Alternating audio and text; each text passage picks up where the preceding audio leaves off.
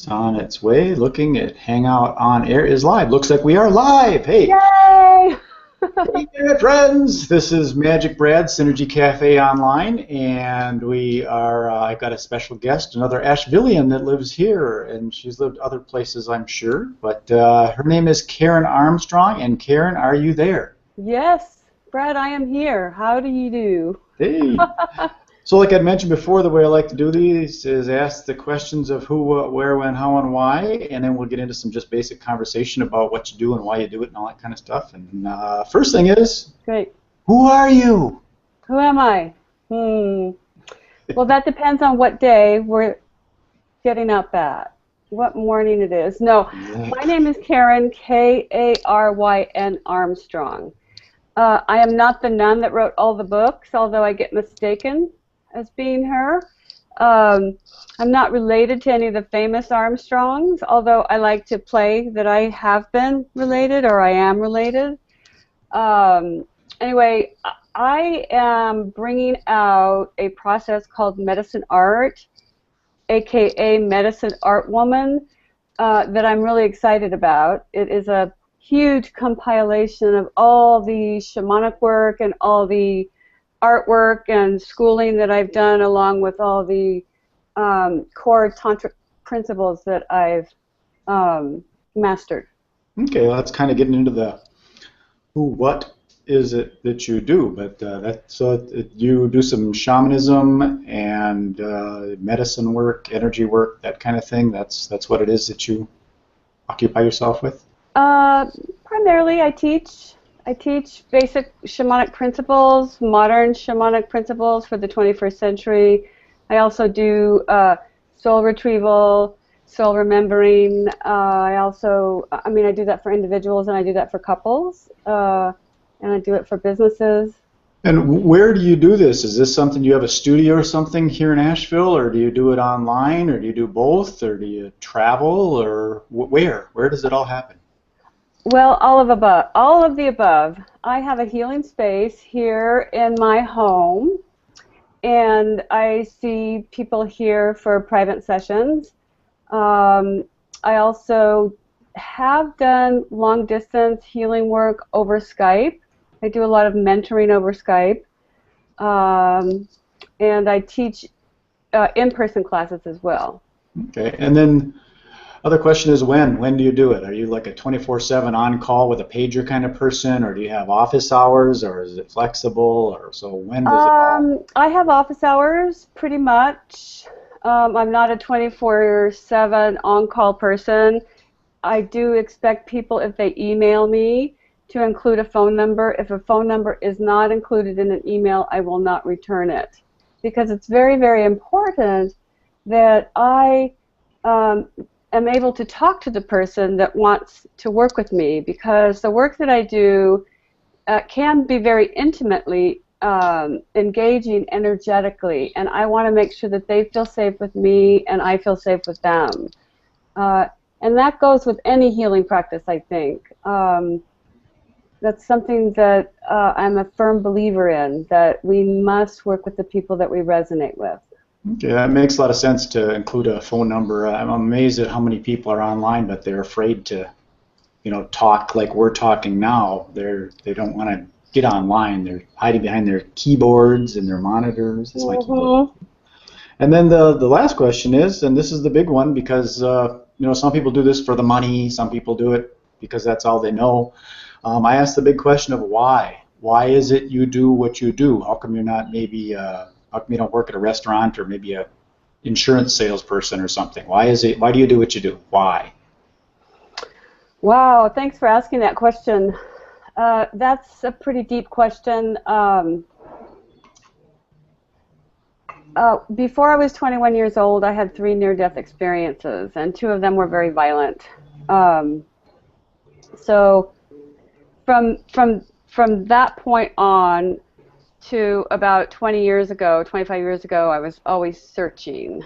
I did have a successful career in the corporate world with MCI WorldCom before Bernie Evers cooked the books and we lost everything.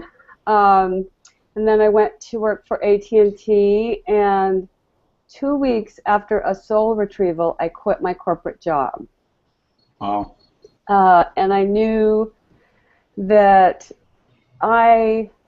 it was critical for me to do a heart-centered line of work where I could connect with people on a soul and a heart level to help shift their perceptions around this middle world, which is very, very, very destructive and can be very, very difficult to manipulate. That's the short of it, really. Got it. Well, that's why I like to ask those who, what, where, when, how, why questions and get right down to the essence. And now we kind of know who you are, and then we know why you do it. And you know, Simon Sinek's book, I think it was Begin with Why, or What's Your Why, or whatever. But that's a key question. It's one that children ask all the time. Why? Why? And then mom says, "'Cause I said so. That's why." So we get down to the essence of why are you doing what you're doing. Yeah. And so I get those things out of the way, and now we can just kind of talk about that's great. what you got going on, and if you got any events coming up. I deal with 5 different areas of things in this synergy element of things: is career, finance, relationships, wellness, and spirituality. And it sounds like that may fall into a lot of these areas of what you do. So. Yes, actually it does, Brad. And first of all, I just want to thank you for the visionary that you are, and the risk in a lot of ways that you are taking in order to help support those of us that want to bring all these aspects together in a different paradigm. So first of all, I just want to say thank you. I honor you for that. I thank you. I want to bring the online chatter into real life activity. What I'd like to do is be able to get people back together into real physical places. I hear you. I actually started doing that. I think that you might have inspired me because out of a selfish reason, I missed my community in Portland. And I missed my global shamanic community, and I came to Asheville and didn't know anybody. Mm-hmm. So, out of selfishness, I started figuring out Hangouts because you advised me that it was easy to use. And so I just sort of went online and tried to figure it out on my own, and I started a virtual shamanic drumming circle where we would come together in community, and I invited people that I knew so that it would help support me in my transition here. Exactly. Get around like-minded people. Yeah. And then I got this brainstorm of an idea because a dream came to me from a colleague of mine in Maine that Hangouts is not really the best thing for me to use as far as online classes, because I want to do live classroom work. I want to teach people the basics of shamanism, how to journey, and the practices, but I want them to be in front of a live teacher. I want them to be able to see me and feel me, and I want to be able to see them and feel them. Exactly. Most online classes are webinars. Yeah, I like the reason I use Google Hangouts is this is the initial opportunity for people to just kind of find out who you are. And then there's other platforms, probably like with the one that you're using, that is really made for an actual classroom where you close the door and there's the students and you're the teacher. Whereas this thing is kind of open for anybody to get to know who we are. I mean, I'm Brad. I'm almost 57 years old, June 19th. I'm living in Asheville. I used to live in Minneapolis. I'm transparent. I'm real. Look, you can touch me. Were you from Portland? Well, yeah, I lived in Portland, Oregon for 18 years.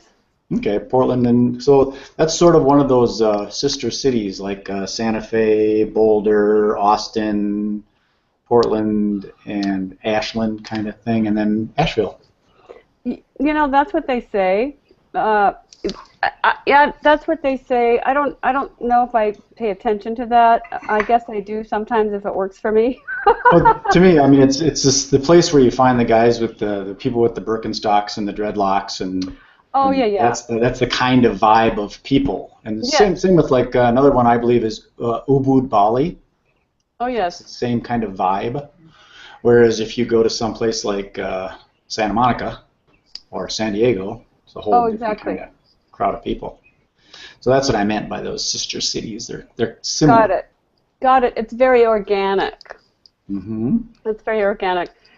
Yeah, I would have to say yes. So let's talk about events and things. I was in the events industry in Minneapolis. I started out as a magician, then I started producing trade shows, and I got into doing events. And I think events are one of the, where people get together and meet real people again. So I think you've got some events. You've been doing some drum making things or something like that. You got some of that stuff coming up? Yes, thank you for asking. I actually have a mask making, Dancing Your Shadow workshop next month in Asheville. I also have a drum and rattle making workshop along with a medicine art workshop weekend the following month.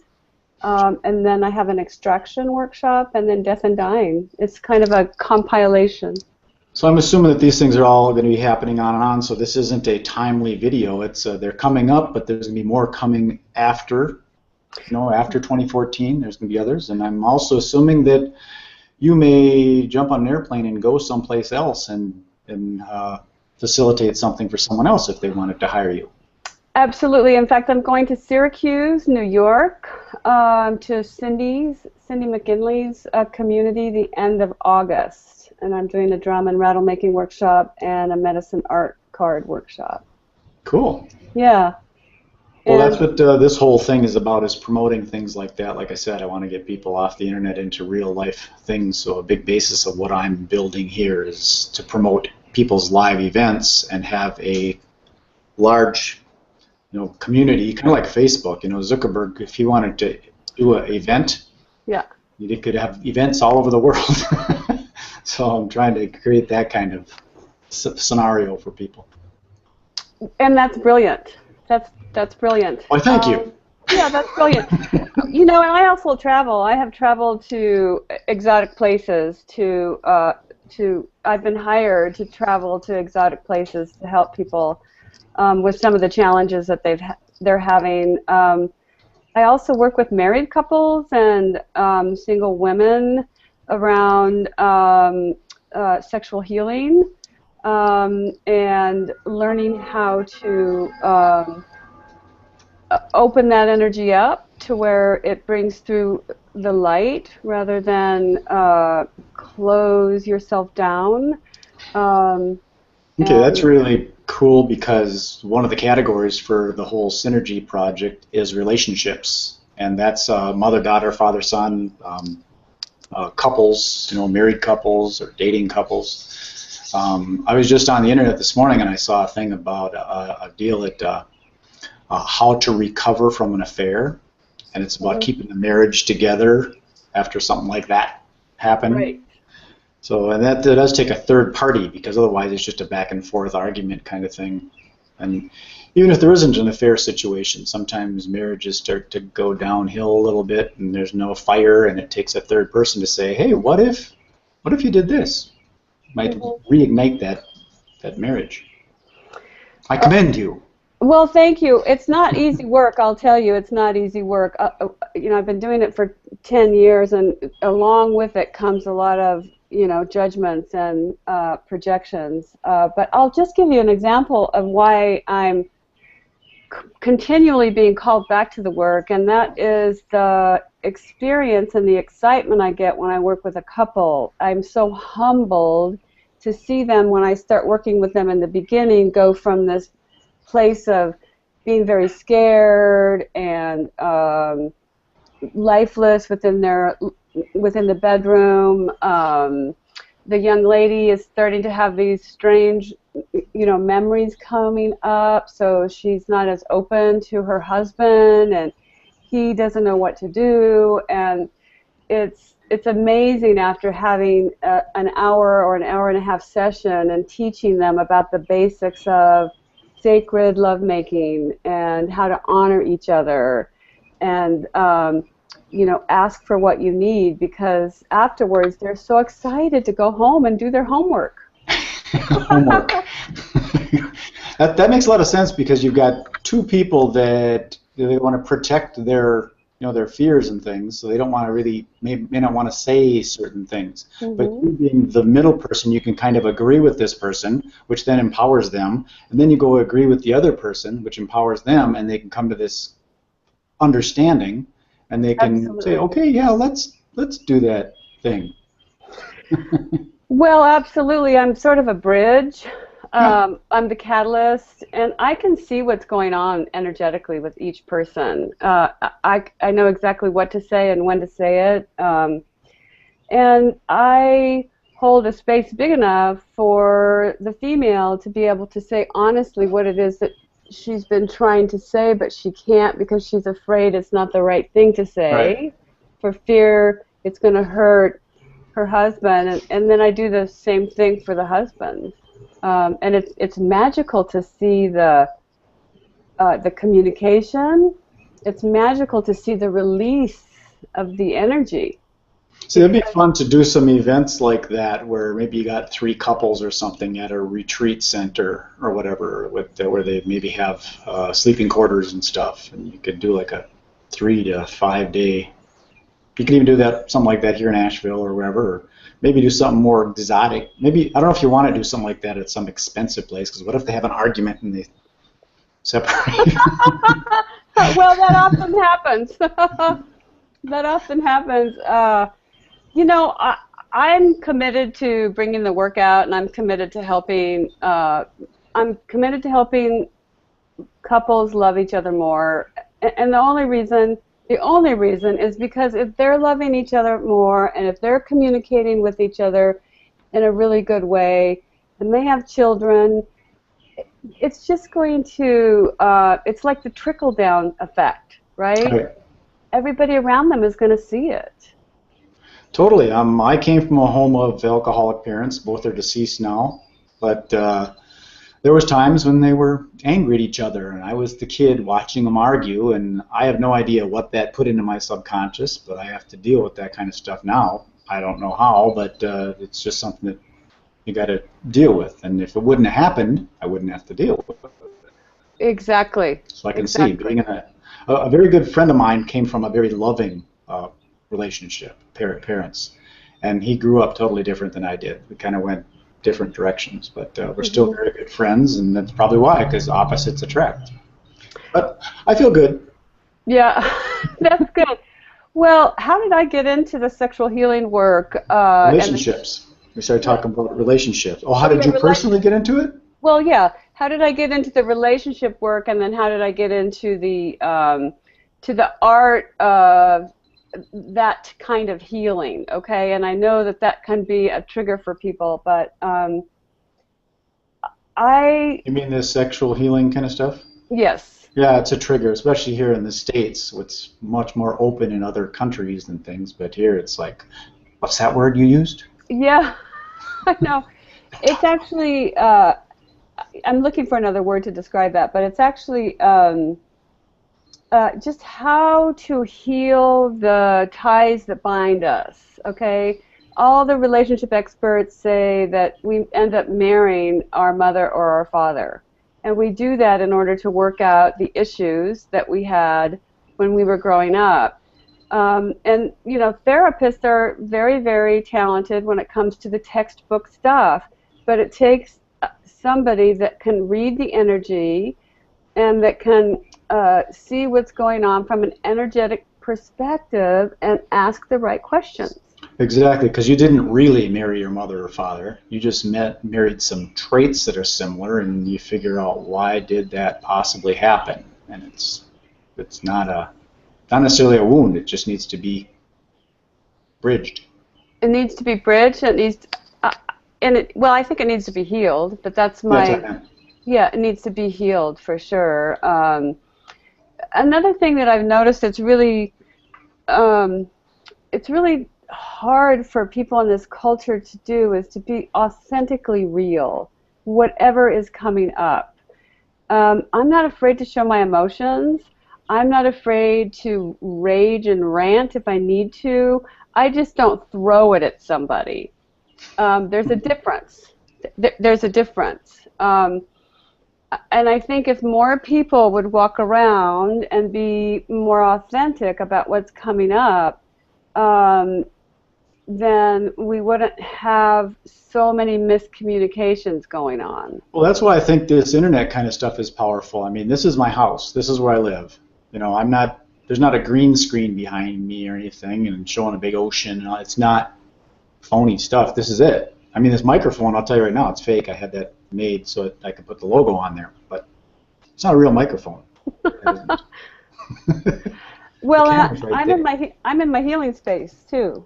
So this is where I teach. This is where I teach classes. That's what I'm saying. I think it's cool that we're being transparent, authentic, and genuine in these situations, and people.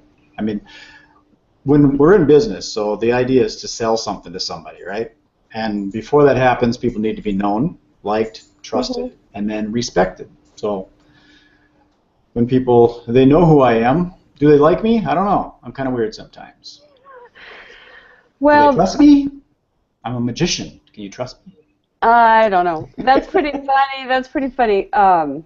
Yeah, you know, we can't try to make everybody like us, and I think there's too many people that walk around, you know, inauthentically being a little bit sort of superficial on the edge, just so that people will like them. I actually have a real challenge, and my challenge is that I have a really big presence. And I never knew what that meant or how challenging that was until I started practicing shamanism. And then I got that I was going to have to learn sometimes to be invisible. Mm-hmm. Yeah. And even when I try to be invisible, it's hard for me to be invisible. I've gotten that feedback from people. No, I totally understand what you mean, because I'm a quiet person. I'm not outgoing and stuff, and sometimes people look at me as if I'm not talking about something, they think that I'm being a magician. They don't know that they should trust me because I'm so quiet. But it's because I don't have nothing to say. And there are some people that believe in the whole idea, and I totally understand it, of polarizing. Either people love you or they hate you. That way you repel the people that ain't going to be involved with you, and you attract the people that are, instead of sitting on the fence. My friend from the UK that you met yesterday, online, he said when you're on the fence, you're being shot at from both sides. And very true, if you're sitting in the middle and you haven't got an opinion, because we do live in this duality mentality. Right. And I'm oftentimes in the middle. Just the way I am. Well, that's good. That's great. I can pretty much figure people out right away. I sometimes I don't like the gift that I have. I really don't. I mean, it's a double-edged sword. Blessing and a curse. Well, that's what they say. Yeah, that's what they say. I see things, and I see the shuffling and the posturing and all that when I go into a room, and it's sometimes it's really it's difficult for me, and I have to force myself to stay there. But what I've recently learned is that I don't have to stay there if I don't feel right. Sure.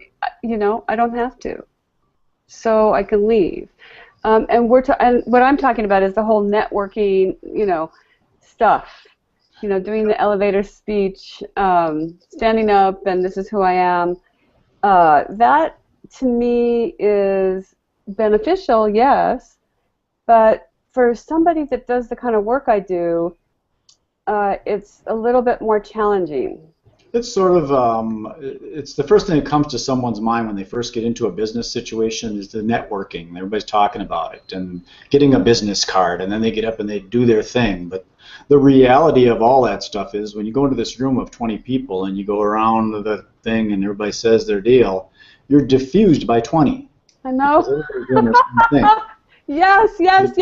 I go because it's fun. I like to make those connections and friendships, and I've met a lot of different people. But as far as business, it's going to come someplace else. It isn't going to happen right away. It's just getting acquainted. The more powerful thing is to do like what you're doing, a live event, and inviting people that are interested in what you do, all there for the same purpose. Exactly. Let me share something with you that's coming through. I also teach an online shamanic journey class, and it's live. And my first one was just completed, and it was a beta test. And the thing that brought so much love and so much hope and so much humility to my heart and gratitude for at least stepping out and doing this work online. There's a young man from North Carolina who said that if it wasn't for this group that gathered online, he would have self-destructed by now. Because before he came on to this loving virtual shamanic circle that's live, he hated himself, and he was extremely disappointed that he had put himself in the position that he was in. And what's so amazing is we could see how gifted this young man is. Very, very gifted. So I have to have faith that it's not, I have to have faith that those that need the work will show up and gravitate to the work. Many will be called to the work, few will be gifted. Totally. The right person will show up at the right time for the right reason. That's part of the reason I like to do these videos, and then I put them out to social media. And I don't get strategic when I do all this stuff, really. I kind of do, but the internet will find its way. It's got its own life, and people will find these things when they have to find them, when they're searching for their little keywords and stuff. And it's 11:27 right now. I like to keep these down to about a half an hour, so I don't take everybody's time. So we can talk more after this before we sign off, but I don't want to take too much of their time. So to sign off, could you want any contact information verbally you want to put on out there? Sure. Harmonicvisions.com, HARMONICVISIONS,